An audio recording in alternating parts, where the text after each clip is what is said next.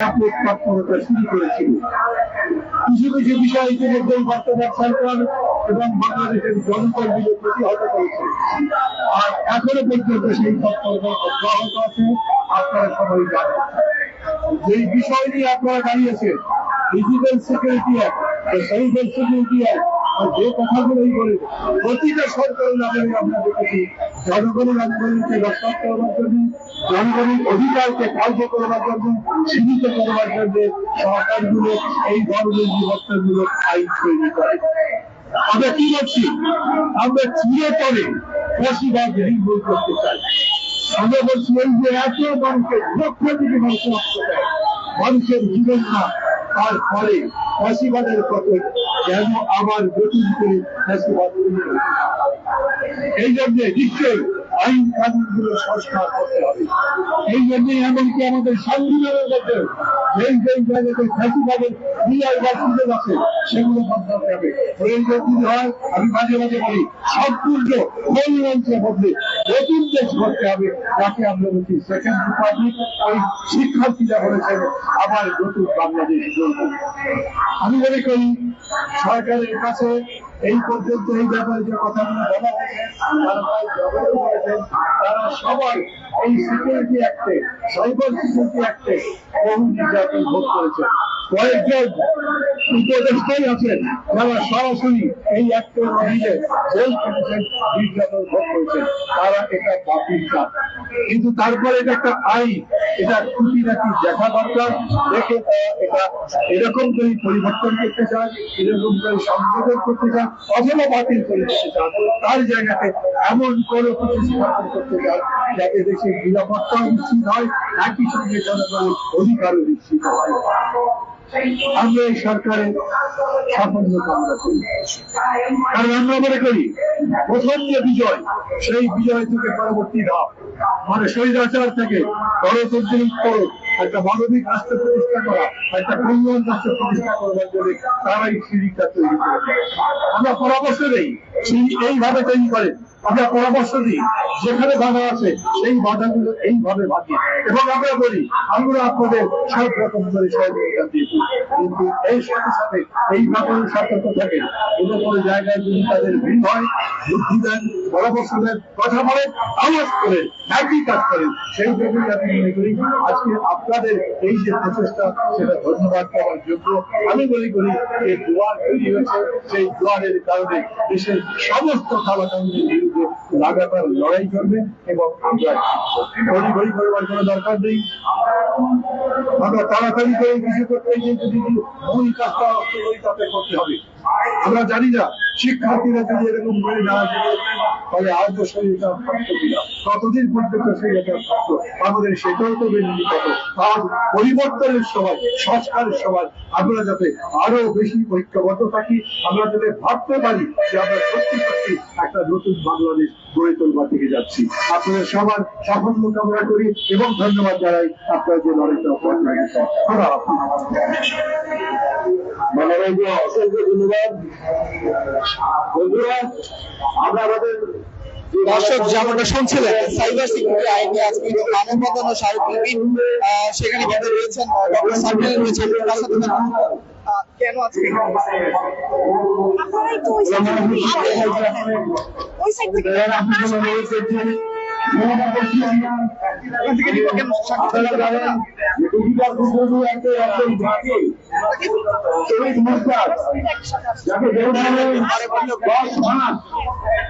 বিনা বিচারে আটকে রাখা হয়েছিল, এবং এক পর্যায়ে তিনি এই রাষ্ট্রীয় কাঠামো শিকার হয়। আমরা জানেন যে আমরা যে নতুন বাংলাদেশের এখন স্বপ্ন দেখছি, সেই নতুন বাংলাদেশ দেখতে সেই আবু সাঈদ সহ অনেকেই রাজপথে ঢেলে দিয়েছেন, হাজারো লক্ষ মানুষ। যারা রয়েছেন তারা কিন্তু এই মুহূর্তে সাইবার সিকিউরিটি আইনে তারা পরামর্শ এখানে যারা দায়িত্বে যারা রয়েছেন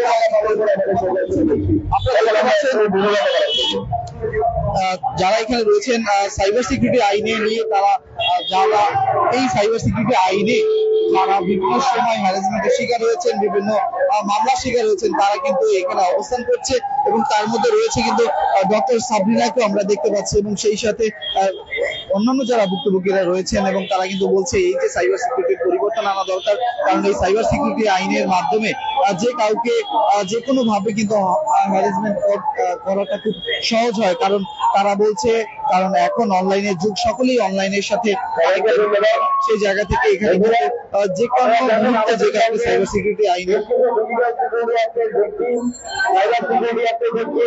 57 ধারার আইসিটি একটা ডিস্ট্রিক্ট আরো অনেকেই আছেন এখানে, তারা কথা বলবেন। শুরুতে আমরা একটা স্মারকলিপি পাঠ করে শোনাবো, যে স্মারকলিপিটা আমরা আজকে মাননীয় উপদেষ্টা, যিনি আইন বিচার এবং সংসদ বিষয়ক উপদেষ্টা, ওনার দপ্তরে আমরা আসলে আজকে পৌঁছাবো। আমি স্মারকলিপিটার একটা কপি পাচ্ছি, আমি এখন সেই স্মারকলিপিটা শোনাবো। এরপরে আমাদের কিছু ভিত্তি আপনাদের সঙ্গে কথা বলতে আমি সেই স্মারকলিপিটা পাঠ করে শোনাচ্ছি।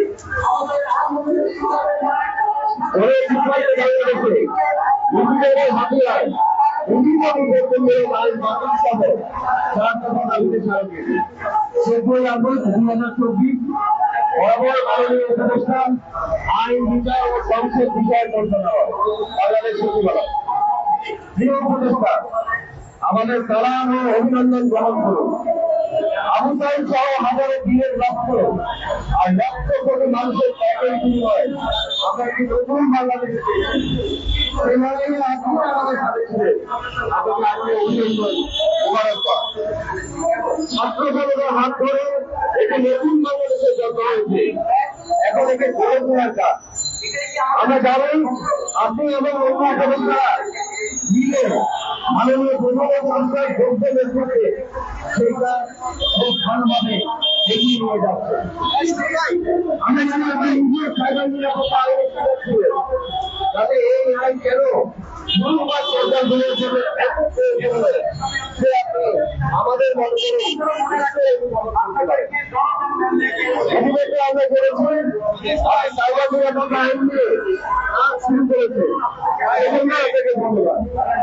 এখানে আমরা বিনয়ের সঙ্গে করতে চাই, সমাচারের বিনিময় ফেরার ভাবিয়ে করে সংস্কার করে জনগণের রাস্তায় আনা সম্ভব হবে না। এখন তো প্রয়োজনে নতুন আইন দাঁড়িয়ে হলেও এইসব ভূমির সাহিত্যের প্রবল রচনা করা, পুরোপুরি দাবি করা আসলে জনগণেরও পীড়িতের দাবি।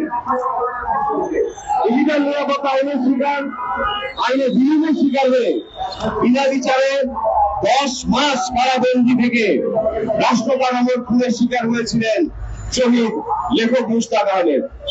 তিনি আপনারও একজন শহীদ ছিলেন বলে আমরা জানি। আমাদের আয়োজিত মুশতাক স্মৃতি সভায় আপনি তা উল্লেখ করেছিলেন। প্রিয় উপদেষ্টা, বাংলাদেশে কেবল ডিজিটাল নিরাপত্তা বা সাইবার নিরাপত্তা আইন দিয়ে রাষ্ট্রীয় জুলুম, নিপীড়ন এগুলো হতো না। আপনি নিশ্চয়ই জানেন 54 ধারা, অফিসিয়াল সিক্রেসি অ্যাক্ট সহ বেশ কয়েকটি আইন অতীতের সরকারগুলো তাদের লুটপাট ও পাচার নির্বিঘ্ন করার স্বার্থে রাষ্ট্র ক্ষমতা দখল রাখতে ব্যবহার করত। এছাড়াও ডেটা প্রোটেকশন অ্যাক্ট 2023 সহ আরো বেশ কয়েকটি আইন পূর্ববর্তী স্বৈরশাসক কোন ধরনের জনমত বা বৈধতা ছাড়াই এককভাবে প্রণয়নের উদ্যোগ নিয়েছিল। সরকারের একক এখতিয়ারে জুলুমের আইন বানানোর যে সুযোগ, যে রাষ্ট্র কাঠামোর মধ্যে আছে, এই রাষ্ট্র কাঠামোকে জবাবদিহিতা, এই সুযোগটা আসলে রাষ্ট্র কাঠামোকে জবাবদিহিতার দিক থেকে অনেক পেছনে ফেলে দেয়। এমত অবস্থায় যে জন আকাঙ্ক্ষার ভিত্তিতে গণ অভ্যুত্থানের মাধ্যমে এই নতুন বাংলাদেশ ও সরকার প্রতিষ্ঠা পেয়েছে, সেই স্পিরিটকে জাগ্রত রাখতে আমরা ডিএসএ ভিকটিমস নেটওয়ার্ক আপনার ও বাংলাদেশের জনগণের সমিতি আমাদের নির্দিষ্ট 4 দফা পুনঃস্থাপন করছি। দফা 1, সাইবার নিরাপত্তা আইন সহ সকল নিবর্তনমূলক আইন অবিলম্বে বাতিল করতে হবে। কোন সংস্কার না, অবিলম্বে বাতিল করতে হবে। দুই, digital security, cyber security, ICT act সহ এ ধরনের সকল নিবর্তনমূলক আইনে সাজাপ্রাপ্ত ও চলমান সকল মামলা বাতিল ঘোষণা করে অভিযুক্ত সকলকে সসম্মানে মুক্তি ও ক্ষতিপূরণ দিতে হবে। যেসব সরকারি সংস্থা অথবা ব্যক্তিবর্গ এসব আইন ব্যবহার করে মিথ্যা মামলা করেছেন তাদের বিরুদ্ধে আইনানুগ ব্যবস্থা নিতে হবে। সরকারগুলোর অপচার, সরকারগুলোর জনমত যাচাই ব্যতীত আইন বানানোর একচ্ছত্র যে ক্ষমতা কাঠামো সেটা সংস্কার করতে হবে। প্রিয় উপদেষ্টা, আমরা বিশ্বাস করি সাম্য, মানবিক মর্যাদা ও সামাজিক ন্যায় বিচারের যে রাষ্ট্র আমরা সকলে মিলে নির্মাণ করতে চাই, সেই যাত্রায় উপরের 4 দফা নিশ্চিতভাবে খুবই গুরুত্বপূর্ণ অগ্রগতি এনে দিবে। আমাদের আশঙ্কা বর্তমান সরকারের হাত ধরে অগ্রাধিকারের ভিত্তিতে উপরোক্ত 4 দফা বাস্তবায়ন না হলে ভবিষ্যতে বাংলাদেশ আবারও সেই যুগের স্বৈরাচারিতার পথে ফিরে যেতে পারে। আমরা সকলে মিলে সেটা নিশ্চয়ই হতে দিব না।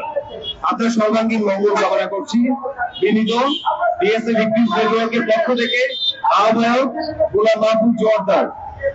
বন্ধুরা, আমরা স্মারকলিপিটা পড়ে শোনালাম এবং আপনারা যারা চান আপনারা সেই স্মারকলিপিটার একটা কপি সংগ্রহ করতে পারবেন। আমরা প্রেস রিলিজ দিব।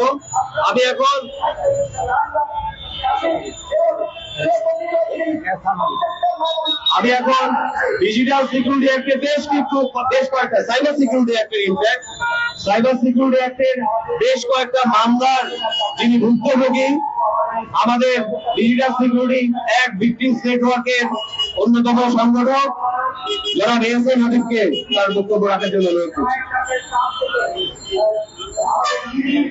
আমরা আজকে এখানে দাঁড়িয়েছি মূলত যারা ডিজিটাল সিকিউরিটি বা এর পূর্বে এই ধরনের ধারাবাহিক যে সমস্ত কারাকারণ ছিল সেই কারাকারণের ভুক্তভোগী যারা ছিলাম তাদের সকলকে নিয়ে মূলত এই আইনটি পুরোপুরি বাতিল এবং এই আইনে যারা ভুক্তভোগী তাদেরকে ক্ষতিপূরণ দান, যারা এই মামলাগুলো করেছে তাদেরকে শাস্তির আওতায় আনা, এই কয়েকটি দাবিতে নিয়ে আমরা এখানে দাঁড়িয়েছি।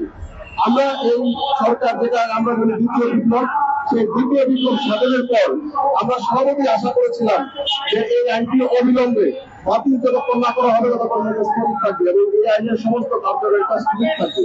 কিন্তু আমরা খুবই উদ্বেগের সঙ্গে লক্ষ্য করছি আমাদের একজন সংগঠক সাধারণ মহল তার এই আইনের একটি মামলা গতকালকে হাতে তারিখ ছিল এবং উনি হাজির হতে না পারার কারণে উনি যখন ওনার আইনজীবী মারফত সময় চেয়েছেন তাকে সেই সময়টি দেওয়া হয়নি, না দিয়ে তার জামিনটি বাতিল করে তার বিরুদ্ধে 2টি গ্রেফতারি পরোয়ানা জারি করা হয়েছে।